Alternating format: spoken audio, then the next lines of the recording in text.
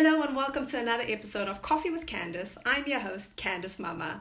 I am so incredibly excited for today's guest. Marek Zmyslowski is an entrepreneur, investor, and best-selling author of Chasing Black Unicorns. He is arguably one of the most interesting people I've come across in an incredibly long time. And I have no doubt that our interview and our conversation is going to bring us insights and show us where we can grow in our own personal lives. So without further ado, here's Marek. Hi there. I am so excited to be speaking to you. Thank you so much for having me and for the invitation. It's honestly such a pleasure. I mean, I think I read your book and I was just like, oh my God, this is someone like, there's so much I want to know. I think when I was planning for your episode, I had like 10 pages of just notes and questions. And over the days, I've had to like scratch a question, scratch a question, scratch a question. So excited. So I want to actually just jump into it. So Marek, firstly, I want to ask you, you go by Marek Chinedu on Instagram. I want to know the story behind that. Yeah, so that's a good icebreaker because I guess everyone in Africa starts with this question. And it was really simple. I remember because I was living in Nigeria for 4 years, and obviously I had a lot of Nigerian friends, and one of them happened to be an Igbo guy, which is one of the big Nigerian ethnic groups. And he was absolutely breaking his tongue on trying to pronounce my last name, and he was murdering my name. So at some point he just gave up and he said, "I don't care. I'm just gonna call you Chinedu from now." And I kind of took it as my social media nick because I kind of liked it. And as you know, it's a good icebreaker and it's something characteristic that people remember. Yeah. Yeah, and do you know what it means? Yes, it means God leads. Yes, which is also a nice ring to it. Because a lot of names in Africa really have a deeper meaning. I mean, I guess all the names used to have a meaning at some point. I would just say that, especially in the Western culture, you kind of don't care anymore. You either like the name or not. When you give a name to your kid, you just, okay, that sounds classy, but you don't care about the meaning behind it. Yeah. Yeah. No, I actually love the meaning because when I Googled what it means, I thought, well, this is apt to your life journey because if God led anyone, he led you because your life story is just so mind-blowing. But before we get into the story, I want to speak about the writing process because writing a book is not easy. But I love the way you managed to almost like you wrote your story, which was a memoir, but you also gave so many incredible business lessons in that. So did you do that intentionally? Was that always the plan? Yeah, so actually, I appreciate that you noticed this. That was my intention because of two reasons. I'm a fan of stand-up comedians. I consider them as one of the smartest people in the world. And also stand-up comedy as a form of performing, I believe is one of the hardest ever because you get a feedback every 30 seconds. If they don't laugh, you can bomb on the stage. And also just because you had a joke that was working for 2 years, you suddenly go to a new audience and for some reason the energy was different and it won't work. But I loved how they always combined making you laugh and then they would immediately then follow with something wise to say. And I really like that approach. And I figured, if I don't add anything about my life, the book will be boring. I won't be able to get your attention throughout all the pages. So obviously living in Africa for some years, having the adventures I had, I knew that there are some that will be interesting for people because, I remember many friends knew my stories and then there would be people that would come to me saying, I heard that this is what happened to you. Please tell me more. So I already knew these are stories people would love to hear more about. So I came up with this concept of dividing my book into something like a biography. It's really like 14 or 17 stories because I think the English version has more than other languages. And then every story is supposed to catch your attention, make you laugh, maybe make you scared. And then once I have your attention, I'm giving you some business insights because in the end, I wanted this to be around business. Yeah, I mean, it was really well done, I have to say, because it was something I noticed. And something else actually that came to mind was a lot of it was so honest. Like, there was a point where I was like, okay, like, did you ever feel that you were being too honest? Did you think, okay, I need to rein it back? Or were you just like, okay, it's out there, it's out there? That was my benchmark. If I gave this book to read to a couple of people, and many of them said, "Aren't you afraid that this is too honest?" And that's when I knew this is honest enough, because I just wanted this to be a refreshing book. Most of the business books out there are just too polite, too polished. You see that there's a PR guy that was making sure that the guy doesn't write too much or not enough. Yeah. So I really did this on purpose, being aware that it's going to burn some bridges. But also, and this I can confirm now that this plan worked. A lot of people opened up to me because they appreciated that honesty. So there was an exchange, but the net result is very positive, and I would do it again, definitely. Oh, I love it. Now, diving into the book. Firstly, I want everyone out there to go and get this book because it's actually a really well written book, which is difficult because I Thank you. mean, I'm a first-time writer and to captivate an audience is extremely difficult. And especially if you want them to go to the end, right? Because a lot of people can stop midway, but Yeah, you manage to book us. But I want to go into the actual stories. So you were raised in a small town in Poland. yeah. And I love how you said you just wanted to get the fuck out of there. Your words. You want to tell us a little bit more about that and your journey? Yes, that is correct. It couldn't be more cliche than where I was. So my father was a soldier, my mom was a teacher, early post-communist times of Poland. And because my father was a soldier, we got this small, tiny little flat that we could live in, which was given by the government salary, no entrepreneurs in the family really. I didn't even know what it means to be an entrepreneur. I just literally wanted to get away because what I had is we had TV. Actually, my grandmother, she was one of the first persons in the village to have a TV when she was a kid. And then obviously we had in my days, having a TV wasn't that unusual, but having a TV with access to international channels was something new. So we were one of the first families to had that, and for me that was like the old version of the internet, my window to the world. And then I could see that this is how people live in. You could also see Hollywood movies and MTV video clips. They also show you a different version of reality, but for a 12-year-old guy or 10-year-old guy, this was like a mind-blowing experience. And from then on, all I wanted to do is just to be able to taste a little bit more of the world. And I consider this extremely scary when I came across some research saying that most of the people in the world live and die like 50 kilometers from the place they were born. And this was just some scary statistics. Obviously, they vary across continents and regions, but an average was scarily low. And I was like, I have to get out of there. And obviously, that feeling of I want to always have a choice. I don't want to feel like I am limited by random choice, by Mm. random act of life. Always Wow. was driving me. So obviously, when internet became more and more available, and you could see businesses being built around the internet, for me it was like the thing to do because that's the essence of freedom. At least we thought that. I mean, with now government being more interested in the internet, it doesn't have to be that way.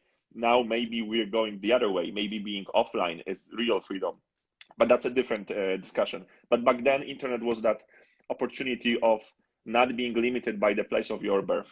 That was it for me. Oh, and I love that story. And you actually did make it out. But before you did, in school, you were actually a bullied kid. Like you were a little chubby, you know. I mean, most of our adolescent years, we're not the greatest. But you really like held on to this notion. And then you became 21. You'd moved out of your small town. You were successful. Yeah. And you became a bit, I don't know how to put this nicely, but you were a little arrogant, Hmm. right? As a 21-year-old who'd achieved all the success. So when you reflect back on that 21-year-old version of yourself, like how do you feel about it now where you're sitting? Well, obviously, bad on one side because I jumped from one extreme of being afraid to speak to girls and being basically bullied and hit some from time to time to this guy that already looks better, makes money, and he thinks he's the on top of the world. And now he's becoming arrogant. Now he becomes the bully, and with that's a trap, you know. And clearly, when I look back, sometimes I'm embarrassed, I'm upset, or just I feel stupid. And I did a lot of apologies to many people just for being a dick, to be honest, to them. But at the same time, it was what allowed me to become who I am right now because I tasted both of those extremes. I was able to find my own sweet spot, which means I think I am humble, and but at the same time, humble doesn't mean being soft and being a pushover because I know those both extremes, and each of them is dangerous in its own way. Oh, yeah, that is so true. And I mean, you transition us into this, you know, you come out of this town and it's already so inspirational, right? Because you made it out. You were 50 kilometers away. You made it, you were successful. And then all of a sudden you decide to come to Africa. Tell me, what was the decision and thinking behind coming to Nigeria from like having the successful career? Yeah.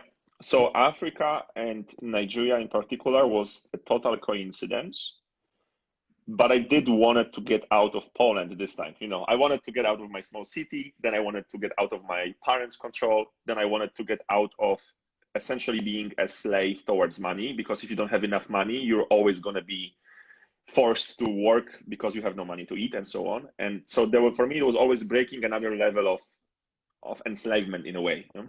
Mm. And that was 2012, so 8 years ago, and I was already, let's just say, a relatively established entrepreneur in Poland. Like I wasn't going hungry. I mean, I was because of my diet, but not because of financial reasons. And did realize that there's something that is stopping me from from building a real proper business, an international business, because I dropped out of university on first year because I wanted to be like Bill Gates and Mark Zuckerberg, and I never really worked for anyone.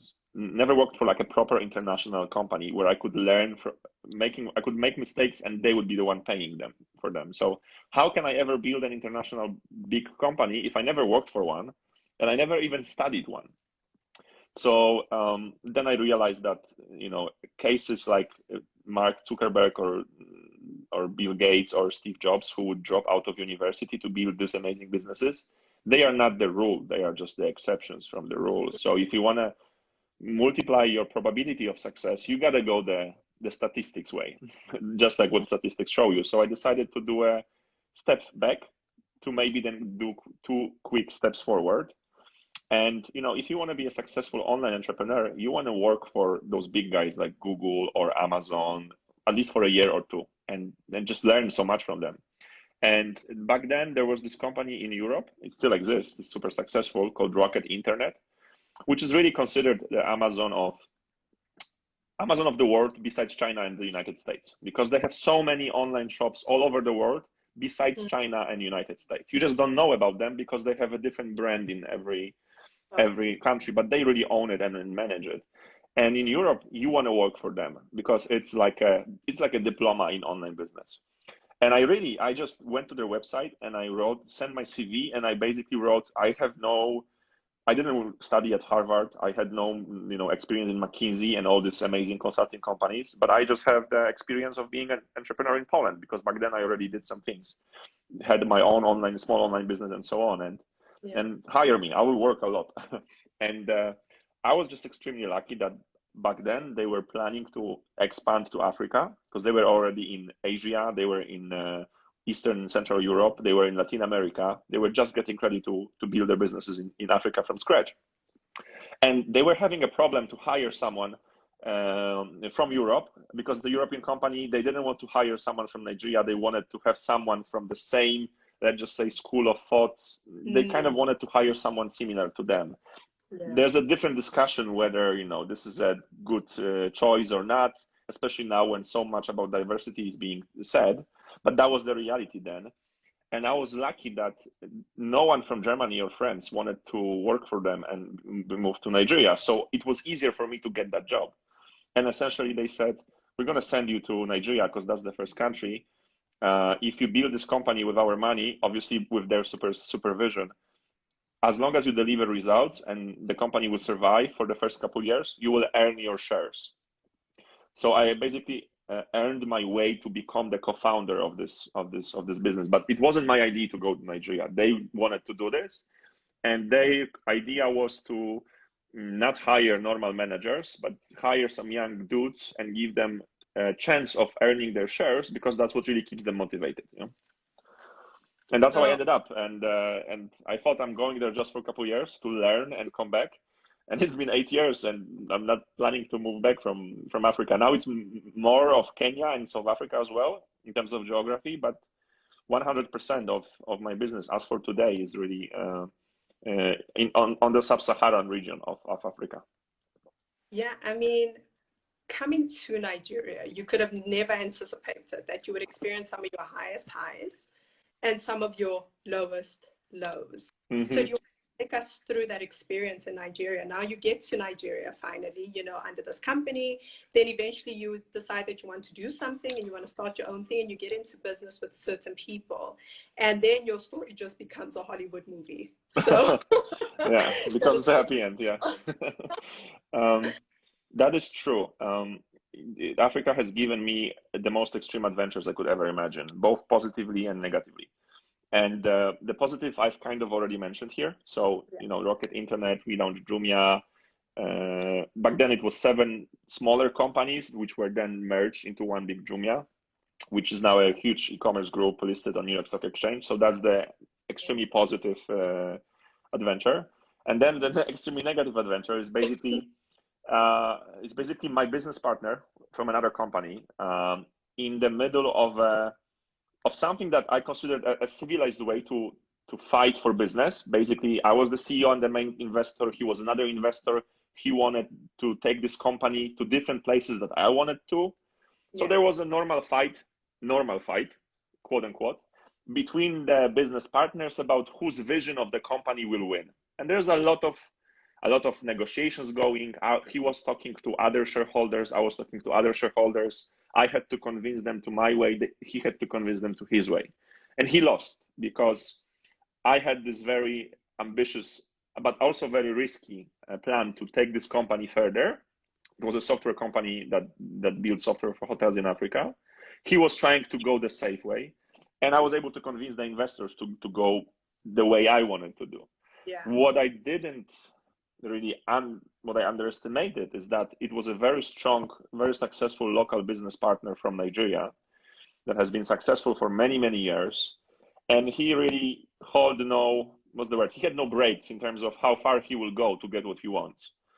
So essentially, he bribed the Nigerian police to issue a fake arrest warrant after me. And then I got an offer I couldn't refuse. Listen, you're going to resign and you're going to give me the company to run it the way I want it. If not, I'll turn your life into hell. That was basically his words. And this is why, I could write the book, because I had this all on the record and so on, because I was prepared that something like this might happen. And I said, no, I will fight for this the legal way. I'm not saying that I did this because I was this amazingly ethical guy. No, I was super stubborn. And I wanted to prove him that he cannot break me, because I'm also super stubborn. And I want to believe I'm tough as well. And he did what he said he will do. He did bribe the Nigerian police. They raided my house in Nigeria. They raided my office. They blocked my bank accounts. And I knew this is going to happen. So obviously I left Nigeria by the time. And then it took me 2 years to fight this case the legal way in different courts, in Nigerian court, in French court, and in Polish court. The effect of this whole fight is that I really lost a lot of money. The company has lost its value, because when 2 people at the top are fighting, all the clients, employees, partners are being scared off. I was able to prove that he was really the one breaking the law, and there was no arrest warrant. Obviously, they came up with this crazy idea that I stole money and so on. It was just for something to write about. Yeah. I had to take them to court and so on and so on. It all took 2 years. And to be honest, it really cost me more than the company was worth at that time. But I came out stronger. I have a book out of it. And I guess I'm much more wise now in terms of my business decisions. And writing the book was also a psychotherapy for me, because this is really why I wrote this book, because I always wanted to write a book. I knew that since many years. When I moved to Africa, I kind of knew that I'm probably going to write a book about business in Africa, because that was my expertise. And then when this thing happened, when I had to spend the night in jail, essentially, thinking I'm going to be now moved to Nigeria, because their plan was to put me into jail, because once I'm in jail, I will do everything that they will tell me to. And they were just wanting me to be in jail, so then I would sign the papers they always wanted me to sign, which is basically giving up the company. And that night when I was spending in jail, thinking I will be now transported to Nigeria, that's when I told myself, well, if I get out of this alive and I'll do it my way, my book just became much more interesting. and you know, it's funny now, but and it actually sounds like too good to be true, but the hope of being able to write a book about this, and in order to write it, I have to have a proper ending, a proper happy end, was really something that kept me motivated through those 2 very tough years to come, because that's how long it took to take Nigerian police to court. I'm now the only foreigner in the history of Nigeria that took Nigerian police to court, and they owe me money for damages. It was super hard, and then dealing with all those accusations. There was a lot of black PR, which was instated against me, which was also part of the blackmail. If you don't do what we want to do, we will just also destroy your image. And again, I have this on the record as well. And yeah, it wasn't easy, but the book really kept me motivated. And then once I published everything, I put all those emotions into paper. It's essentially like a psychotherapy, right? You just release it, you let it go. And so it just helped me on so many levels with this book. Yeah. Wow. I mean, because you start the book, with this experience where you're at the airport with your beautiful girlfriend and you see her off, and, you're about to check in for your flight, and all of a sudden everything just begins to unravel in your life. And, the first thing I thought as I was going through your book was just, how did it impact the people in your life, right? Because, I mean, you spent a day in Polish prison, and then you had to fight for like 18 months, this thing, this system where everything was corrupt in essence, right? And I want to know, like, did your friends stick with you when the smear campaign was happening? Like, I want you to tell us a little bit about the social impact all of this had on you. I went through a social detox, and like in every type of detox, it was very painful at the very beginning, but you come out of cleaner and stronger, because there's this saying that you really meet your friends in tough times, and it couldn't be more true. And when you're going through problems, you can really count on your family and your lawyers, as long as you can afford the lawyers. So this is what happened for me. Just to give you the context of the social aspect, I was getting myself prepared for a huge attack on my image, because I know that this was part of the threat. And I knew it's going to be serious. And this is why I was this white young Polish man doing business in Nigeria. And clearly, whenever I am doing business in Nigeria, there's always a case of so-called white saviorism being brought up. Because when I'm proud of doing something in Nigeria, they're going to accuse me of being a white savior. When I was able to do something in a successful way, I would be accused that this is because I'm part of white privilege and I have access to money. And it's all partially true, because I was born extremely lucky. My parents could afford my education and so on. But the thing is that once you think about someone in a negative way, you'll always find a reason to hit him. Yeah? If you want to hit the dog, you'll always find a stick. And I always say that, if there were some people that didn't like what Jesus did, when they saw him walking on the water, they would say that it's because he cannot swim. That's what I always explained it. When this whole attack on me came out, when people said that, oh, maybe I am the bad guy in this whole drama, and that was like at the beginning, and remember, it took me 2 years to clear myself out of this accusations.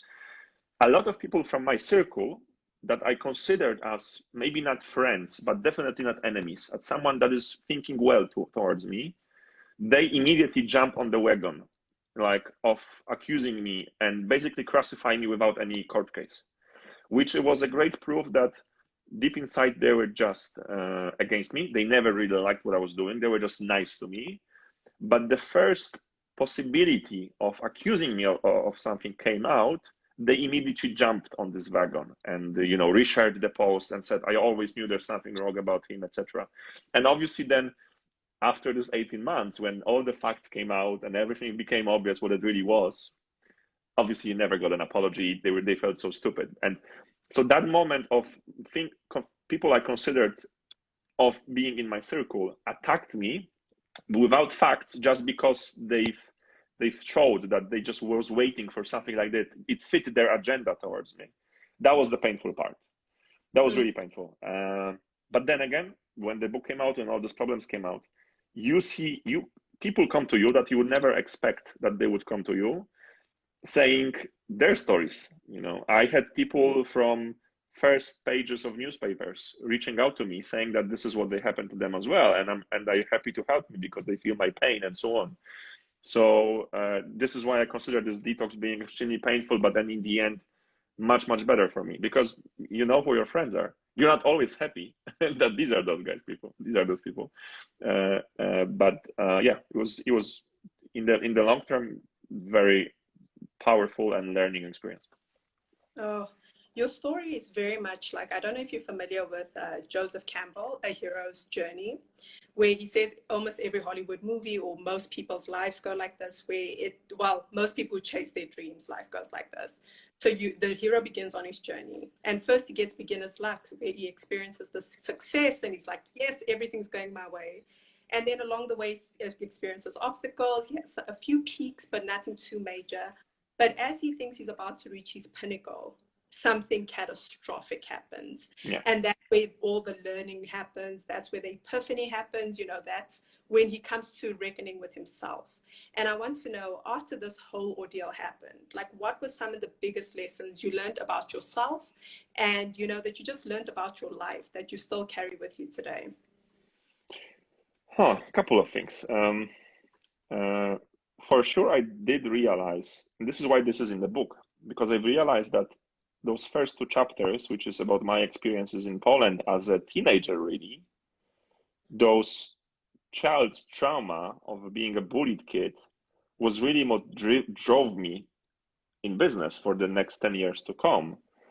Because that trauma that makes you think that you have no value until you get validation from the external world, it's extremely powerful in business.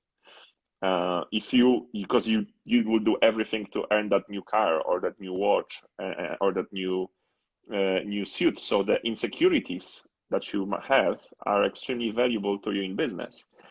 And what I realized is that, okay, I have to channel that energy because it's super powerful. It can help you in business to some respect. But if you allow this to take control, you will never be able to silence it, and it will destroy you in the end. So I did understand how my teenage years really affect me as an adult, which seems like a very obvious realization if you go to a psychologist from time to time. But I did this the hard way, by trying to look at my life and thinking about this. Then what happened is, obviously, when the book made me sum up all the adventures of my life, both business and personal, and I've realized that most of my fuck ups in life were related to me screwing communications with the people around me. So, like, for example, with this guy from Nigeria, I mean, in the end, he's the criminal because he bribed the police and tried to, blackmail me. But I have to admit that I pissed him off in the first place, right? So in a way, I take part of the blame, right? If I manage the communication better, I wouldn't end up where I did end up. So maybe this doesn't sound good to try to defend the perpetrator, but I also want to feel like I'm empowered. I don't want myself to be a victim. So I give the responsibility to myself. So most of my problems were always around bad communication and basically pissing people off because I thought I know better, which I could know better, and in many cases I did know better, but it's not only about being right, it's also about communicating this in a way to respect other people, because you're gonna avoid some problems. You don't want to fight with everyone. You have to choose your battles. So that was a big lesson for me. Definitely, when you think like your life is over, which was for me, then you start appreciating those simple things in life. I remember when I spent this night in jail thinking I will be transported to Nigeria and this is over. When everything turned out to be very positive, I don't want to give out too much of the book to spoil the fun, but I've never been so happy when I just get out of this building and I could just go to a shop because I wanted to. That concept of really appreciating what freedom really is. Not too many people really know that. So that was also very interesting, and of course much different acceptance level to risk. Now I will not go for some things because I have just way more to lose, and I know what it really means, what pain really means. And but at the same time, I think that we would sometimes think that we were courageous, but courage doesn't mean doing something because you don't know what being scared means. I think really courage is being know what the consequences are, but still doing it. So definitely, I consider myself more courageous because I know what the consequences really are. A lot of things I've done in this book, which now seem so courageous, like for example, trying to help this girl that was kidnapped. But now when I think about this was so freaking stupid, right? So many things could have happened to me, and I didn't do this because I was full of courage. I just did not understand the consequences of what I was doing. So now I'm way more conscious about that thing. Yeah, geez. And I love how you spoke about accountability as I think the first lesson. And it is so powerful. It's not so much about, paying attention to what others do to us. I think it's more about saying, if you had to pay attention to other people, you can never change because then it's never in your control, right? Yeah. And I think that is a big, big moment for people. I think if anything people take away from this podcast, I'd want them to know that, that personal accountability. I mean, because your business partner sounded like a beep, but the fact that you can still be like, you know what, but maybe had I acted in a different way, the outcome might have been slightly different. So I appreciate that. So someone actually asked, did the Nigerian police ever, or the government ever, give you your pay money? No, I mean, to be honest, I never really did anything to get that money because it was pointless. Also, it was a very symbolic amount of money. It was 2 million naira, which now with the devaluation, it's maybe $8,000. It was really not about the money, but it was really about proving a point, because if the federal court of Nigeria is saying that the Nigerian police, so it's all happening in the same country, that the Nigerian police did something corrupt towards me and criminal, then that's the best proof of my innocence here, because I got also a proof in the Polish court, but they could accuse me of you're Polish, this is a Polish court, maybe they didn't know everything, and so on and so on. But I got this in Nigeria and in Poland, and then at the end in France, because France is where the headquarters of the global international police is. So it was really about the symbolic and a step in the bigger game. And again, it's a great joke for me, because every time I talk to someone in Nigeria, I'm like, if you know anyone that knows how to get money from the police, then let me know. And I love that. And has your book reached Nigeria? Have people in Nigeria, read it? Have you gotten feedback from there? And how's the feedback been, if the answer is yes? Yes, so you can buy it in well, obviously Amazon, which kind of ships worldwide. But in terms of the countries where I published it, it was Poland, UK, Nigeria, Kenya, and South Africa. So you can buy it physically in a couple of bookstores in Nigeria, physical, and obviously you can buy it online from Jumia, and they will deliver to wherever you are. I wouldn't say that it was a huge success in Nigeria, because many stories that I write about, they sound crazy for a Polish person, but for a Nigerian, it's like, yeah, that's what happens. So in a way, the lack of enthusiasm is really only a validation that, yeah, we know, we've been there, I feel for you. So yeah, in the end, it was very positive. Of course, right, like it's not a New York Times bestseller book because it's a very niche one. But I like the positive reply being a validation, and no one was ever now able to accuse me. Okay, well, why have you done this? I mean, aren't you a fraud and so on? I'm like, no, and this is why the book is all about. So do understand. It was also for me closing this chapter and clearing my name, really. Yeah. So yeah, that was an Nigeria aspect. Yeah. Oh man. And so now if you knew everything you know now and you could give your 18-year-old self any advice, what advice would you give them? Um, I think the most important thing, and this is the business advice really more than a personal one, is that I did drop out of university unnecessarily, and I did jumped into entrepreneurship too early because it's a serious game. It's like if you make a mistake too early as an entrepreneur, sometimes the mistake will be so painful financially that you won't be ever able to get up. And it happened to me. I was bankrupt, right? And I was super lucky that I was able to get out of it. I could have been, essentially a homeless person, or at least a guy that works in a restaurant, and all my money is always taken by the whatever institution takes your money to pay your debtors. So I was really close to that. And I think that if you have what it takes to be an entrepreneur, doesn't matter if you're going to open this business today or in 10 years from now, you're always going to make it. And in a way, starting later will allow you to succeed sooner, because if you study first in a good university, I mean, don't care about the knowledge, the relationships you're going to build with some other people there leverage your chances of success. Because if you know 100 people from university, maybe 20 of them will be successful, and you already know them for many years, right? So you're building your network from ground up. And I've noticed that. I remember when I was a kid, I was like, oh my God, I know no one in business, no one that is powerful. And now people from my age, because it's 30, I'm 34, so my other friends are also older.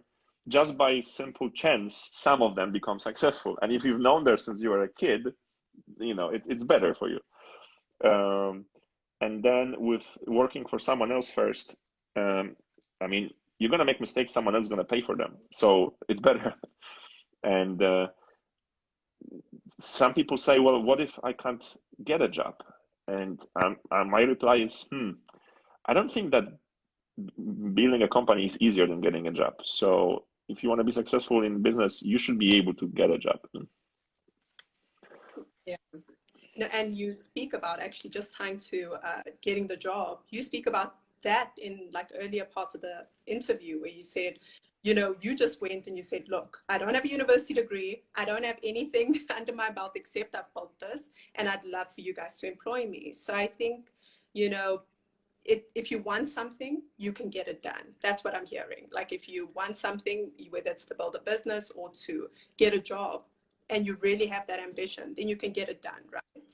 Yeah, I guess in my case, I was again super lucky because at that time, if I send them a CV, and on that CV if there was a good university, and if there was and maybe an internship in a nice company, so if I went the classic way of career, it would be much easier for me to get that job.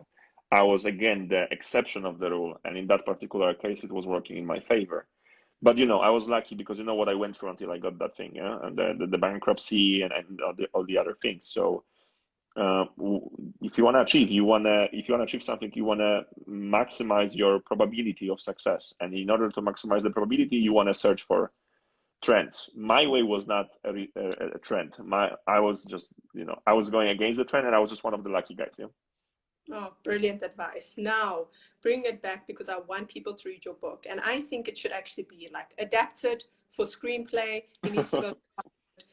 Would you ever consider that? I'm not even joking. Would you consider it? Yes, I did. Actually, we're having some talks. There is a person in the States that is trying to turn this into a script. Obviously, it's a long way to get the scripted. But if this ever happens, I would be super, super lucky. And obviously, it has to be produced by Nollywood, in Nollywood, by Nigerian guys. I do believe that it's worth it because it works both ways. A good book can make a good movie, but also a good movie can turn people into reading the book, like it happened in many other cases. So I guess those mediums cooperate with each other, and yeah, that's like another challenge. I hope that some nice actor will play me then, Bradley Cooper. Speaking of which, because I'm gonna like cross my fingers for this to be adapted. And should I get to Hollywood when I plan, when I'm, before I die, I will adapt it. Should it not be adapted? Deal. But So I we have a want to deal. know. Yeah. If I become famous because of this movie, I'll bring you to Hollywood. But if you become first, you're gonna adapt my book. No. Oh, I'd be so honored. So actually, like, I want us to now, this is our final question, and I want you to give me your top 3 actors to play you, because I've already got my top 3. I want to know, ideally, who are your top 3? And you can't choose Denzel Washington. You can't choose him. Not Denzel Washington. Okay. But by the way, Maya said that it will be a great movie. Thank you, Maya. I think so too. So these are my 3. Not because I think they are as I'm as cool as them, but just because I love those actors. And for sure, Bradley Cooper would be the first one. Mm-hmm. I like this actor called John Cusack. I don't know if you know him. I love him. Yeah, I love him. he's not too active lately, but I just absolutely love him. And I think also Edward Norton would be great. Oh, yeah, your list differed from mine completely. Oh yeah? I was like, obviously Leonardo DiCaprio. Like, he Okay, has to be. thank you. It was obvious. And then this is a less known one, but it's Luke Hemsworth. He's one of the Hemsworth brothers. He's not Thor. Okay. He's the one that married Miley, but he's the other one. There's 3 of them. Okay. I didn't know it either until, Westworld. But he's actually really good. He's actually really good. And then the third one, and this is just because I love him, Tom Hardy. I was like, let's just throw Tom Hardy in the mix. Yeah. But I think I would love if he played me because he's like so tough. Yeah. But I want to check out this third Hemsworth brothers. Thanks for this. I like those 2 of them. I really like the second one because of Hunger Games. I want to check out the third one. Yeah. Yeah, if you watch Westworld, you'll find him. Okay.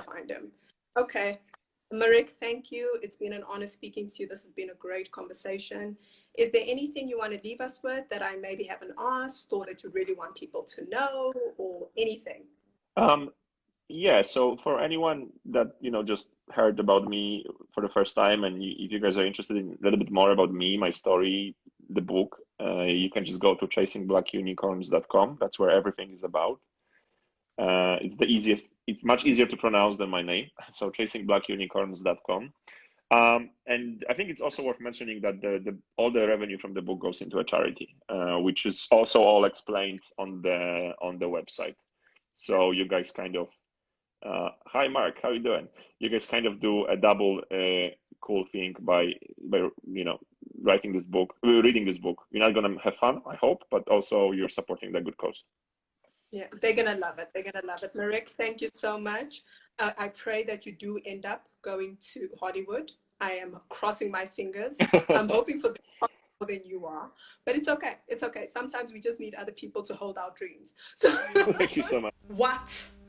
I had really high expectations for this episode, and I have to be honest, Marek met them and exceeded them. It was such an incredible interview, and I took so many nuggets of wisdom out of our conversation. I hope you guys did too, so please do let us know what exactly stood out in this interview for you. For me, it was when he spoke about personal accountability. I think maybe it's because it ties so closely to the work I do, but I really did appreciate him being so vulnerable and honest. And when I said this should be adapted into a screenplay, I mean it. So please do go get a copy of your book, Chasing Black Unicorns. It's www.chasingblackunicorns.com.